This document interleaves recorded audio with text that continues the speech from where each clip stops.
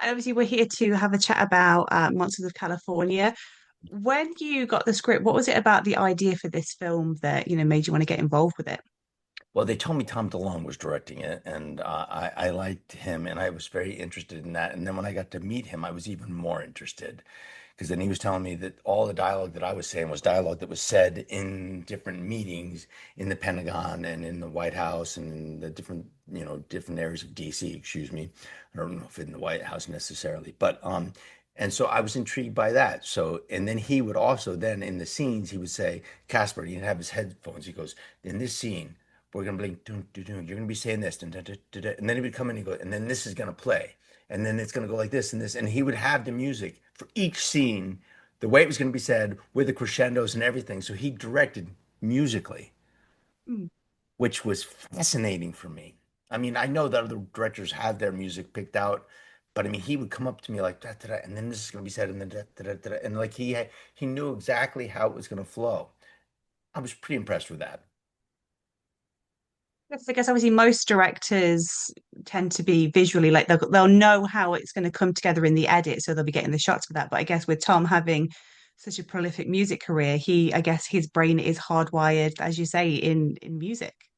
Yeah, and he definitely had his visuals too, but I mean, it was just so surreal to hear to witness him in the music thing, come up with me, and like he'd start talking to me, and then he'd start moving into it, like literally like that, and I'd be like, and I was like, and I'm such a as an actor, I like to observe things, I like to be aware of what's happening, and to see him do this and to have him come in and like. I was like, what's he doing? All right. And then he'd put the music on and it's gonna go like this. And he'd have one in his ear and me and the other in my ear. And he'd be like saying, and then it's gonna say, and then when you go here, it's gonna go boom, and then it's gonna go like, and I was like, wow. And I grew up. I can read music. I played in a jazz band I played the trumpet. I learned to play on different musical instruments. So I understand music. I can read music. But to be able to direct a scene that way, I know other directors. I know Robert Rodriguez has his guitar on set all the time, and he probably is very much can relate to that in a way, probably more so than other people because he is a musician, a talented one. And so for me, I think it was just that was super fascinating. And then also Tom would, all the time for like 2 years, even before we were doing it and during the film and afterwards, he would go, "Hey Casper, don't show this to anybody. I get in a lot of trouble." And it'd be some of the footage that later was released.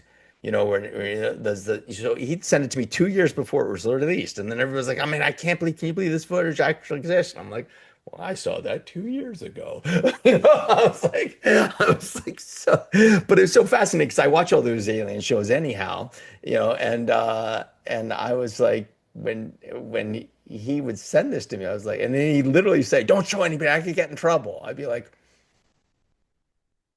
"Why are you showing it to me then?" Well, I mean, this is surely, training for, like a Marvel film or something, like those films, it has to be like the vault, you can't say anything. And Tom's just preparing you for that. Yeah, probably he's just doing that. He's just preparing me for that. But I don't think anybody in the Marvel films would actually send me the footage. So and they just say, don't show anybody. He's just cool like that. And he trusted me 100%. And I never showed anybody. I was like, I'm just not going to do that to him. I didn't want to get in trouble. I didn't want him to get in trouble. I see the film deals with lots of different beliefs around, the supernatural and extraterrestrial. What are your thoughts on the phenomena? I know you mentioned that, you watch a lot of these alien shows, but what are your beliefs? Oh, I want to believe in all of it.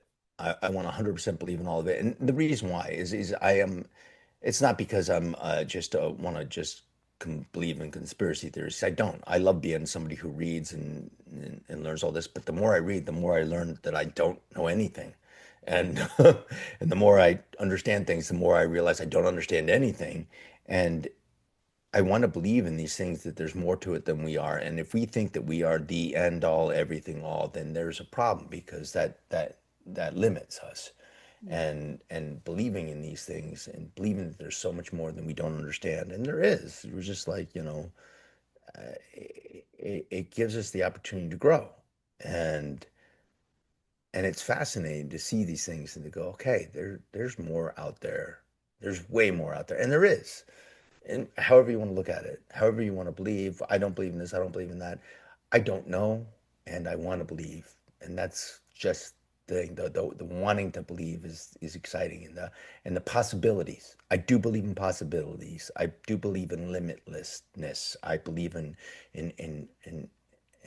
broadening and going. Okay, maybe I can't right now, but maybe someday I will be able to. Maybe I'll be able to do something, but I want to believe in it. So I do believe that there's more than us out there, and even because I grew up in the watching in the '80s the different Wonder Woman shows and the $6 Million Man, seeing Bigfoot and the $6 Million Man and being like, oh my God, I totally believed in it, and I still believe that there's more than that's out there.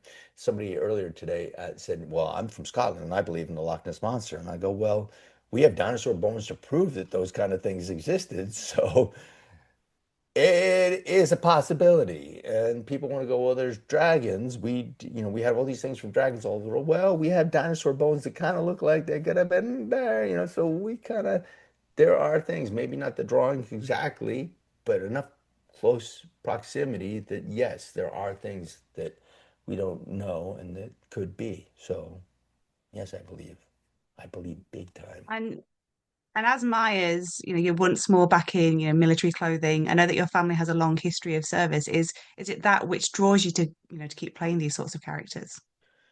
I think I look like that role so much for people, and maybe it's because I was bred to be that, and I went to a military school, and I graduated operations officer. I grew up in a military family. I grew up around all these people, so I really get them and I understand them, and I believe in them, and I'm grateful for it.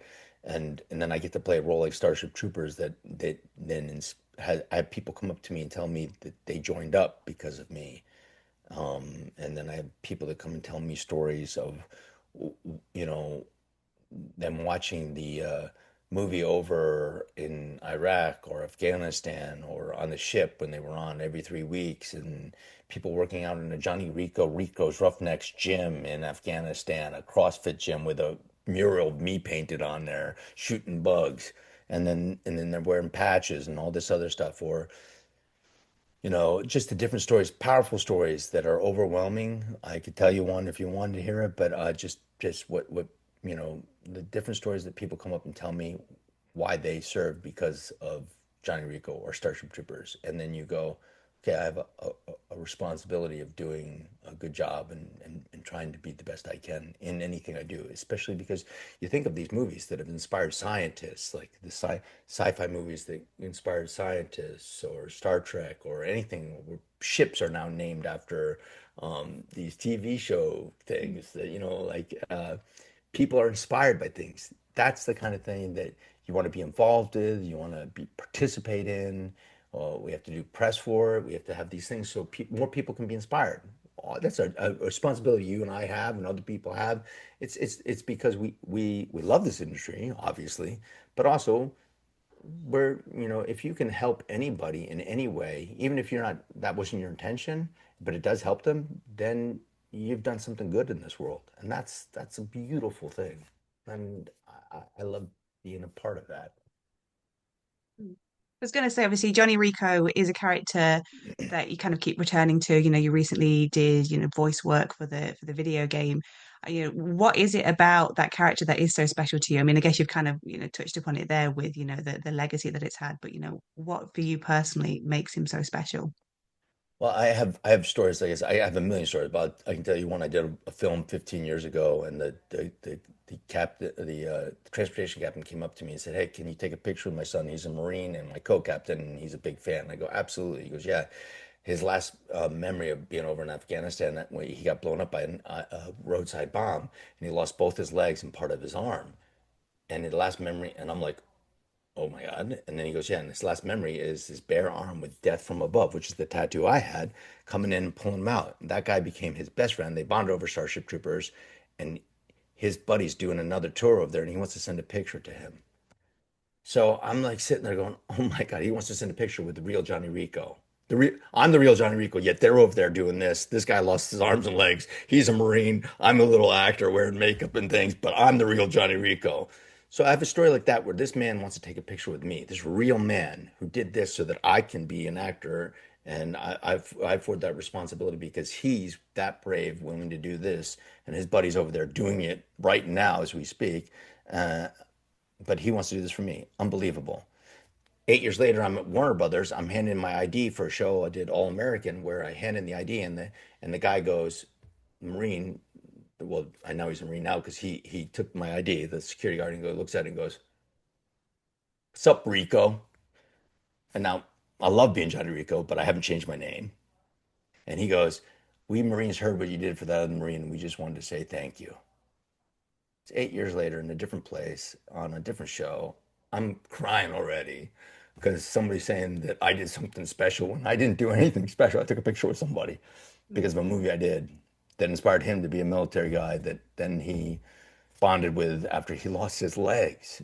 So you sit there and you go, yeah, I have a responsibility. I have we affect people not knowing. I have no idea this is going to ever happen. That's not my intention. That's not what I do it for. But when these people come up to you and they talk to you about it, or when they hear about it in an interview, or when they do something, you sit there and you go, oh, there's more to this than just me being an actor. This is uh this is other people's whatever they take it for, but this is something that inspires them. And if you can do anything in your life that inspires anybody, even with if even a small minutia of anything you did, you sit there and go, well, I just was an actor. But then they come and they say something like this. And I have a million of these stories. So for me, it's unbelievable that this could happen. I feel very lucky and blessed, and I have great gratitude for that. So yes, Kat, I do. I mean, Love you it. say that you're just an actor, but the art is, art is so important. I mean, art is what got us through, got us through COVID. We all kind of hunkered down and watched our comfort films, our comfort shows, listened to our comfort music. So, I think you do yourself a little disservice by saying that you're just an actor. And obviously you have had such an impact on those around you. Well, I thank you for saying that, but yeah, we are actors and everything like that, and actor even got us through.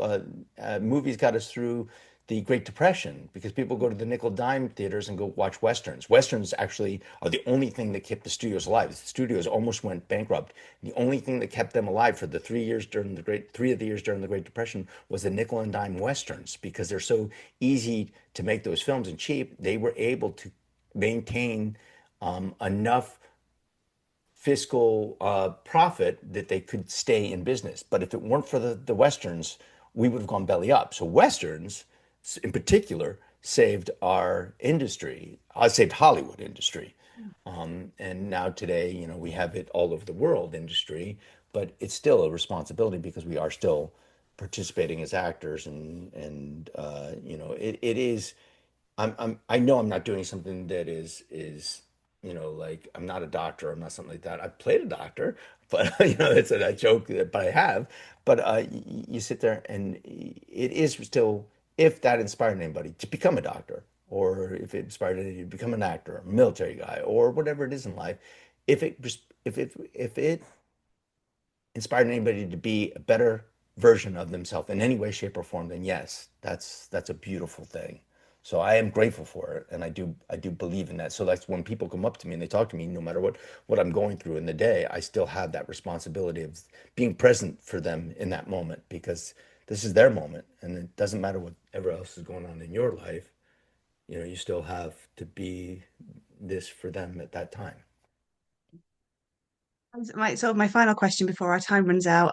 You've got our Roach in, I think it's in post-production at the minute, in which you star with your daughter Grace. I know that you've worked together a few times, and you're obviously going to enjoy working with her. But what is it about these experiences that you enjoy the most?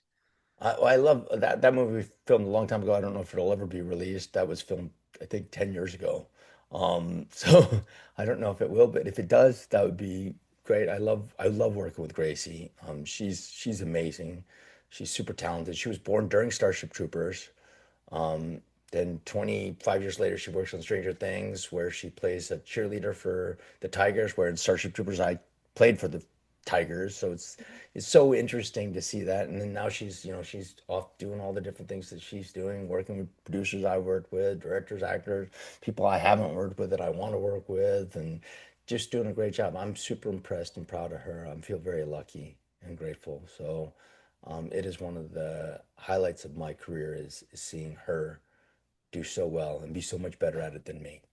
So She was in the Fix, so yes, she's staying in the sci-fi world as well, and the action. She does quite a bit of that in that one as well.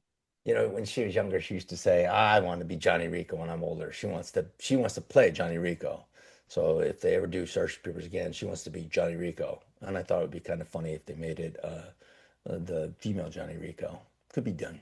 Would be cool. They could, Rico at some point could have had a family, and she's his offspring. Yeah, she could be. She'd be perfect for it. Well, thank you as ever for your time. Best of Yeah, luck it's with so this good to race see and the you. other I ones. was I was so excited to see that I was going to see you again. So good to see you.